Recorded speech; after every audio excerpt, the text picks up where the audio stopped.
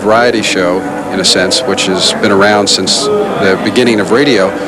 And we thought it'd be a lot of fun where we could have a lot of West Virginia artists come in and give them a place to perform. From the historic Capitol Plaza Music Hall in Charleston, West Virginia, welcome to Mountain Stage with your host, Larry Gross.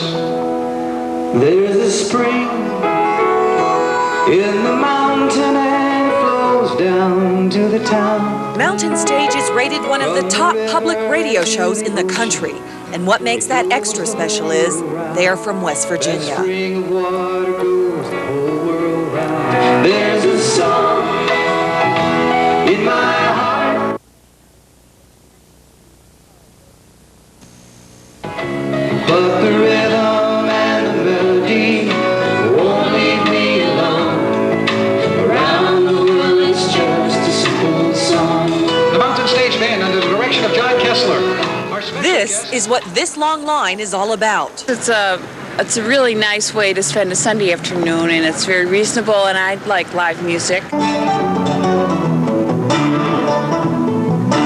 If you've heard Mountain Stage before, you can become addicted. Many people in this audience are regulars, but not every show is as well attended as this one. Here in Charleston, we're trying to build up the audience. It's one of those situations where a lot of times people don't appreciate what's in their own backyard. But on a limited budget, it's hard to promote what a great show Mountain Stage is. Shows like this one are funded through corporate donations, the National Endowment for the Arts, and listeners of public radio. But even though Mountain Stage now has a budget of $500,000 a year, similar shows across the country get 2 to 3 times that much funding. Still, guest musicians and people listening to the show are giving Mountain Stage publicity through word of mouth. We've been looking forward to doing Mountain Stage for a long time. It's one of the rare live radio shows, around the country, and it's one of the more better run programs.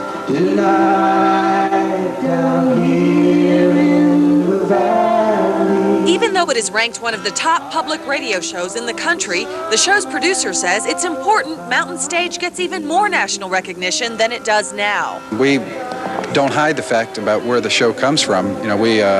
Even though it's distributed to 130 some stations around the country, it's perfectly clear to our listening audience that it's coming from West Virginia. There's a lot going on here culturally that perhaps people aren't aware of that live in other parts of the country, and there is, quite frankly, a stereotypical image among some who are ignorant and don't know any better that we are culturally deprived here. Well, we don't have all the advantages of a large metropolitan area. There is a lot going on here, and we are very proud of that, and we make note of that on the program.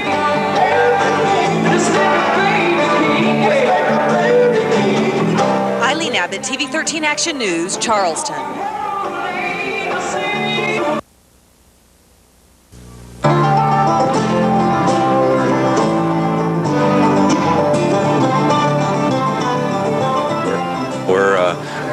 Doing stuff that I think is on the caliber of things that are being produced in other major cities. We're on the competitive edge. Mountain Stage is competitive because it offers such a wide variety of music. The show we attended had everything from classical to bluegrass. Here's a sample of what we saw. Non era certo Bezzavea, ma era Maria la donna ebrea. Peppino D'Agostino is here from Italy. He sings classical music. I like to perform live more than do studio work. Actually, I think there's more energy. The people is there, and it's just it's what music's supposed to be. Norman and Nancy Blake sing traditional American music. They've been guests on Mountain Stage before. We come here because it's like an old-time radio show to me, and I like it very much. Simply enjoy the show tremendously. A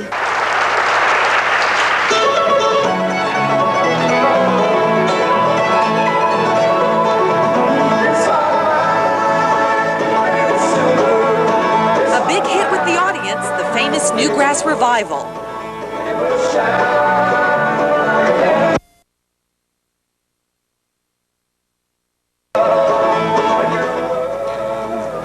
It doesn't seem like so much a radio show as it felt like just a concert with different artists. When famous people come to sing here, they're not forgotten. In the basement, underneath the stage, you can see there is a wall covered with autographs. You might recognize some of the names like country singer Kathy Mattea, who says, "I was West Virginian when West Virginian wasn't cool."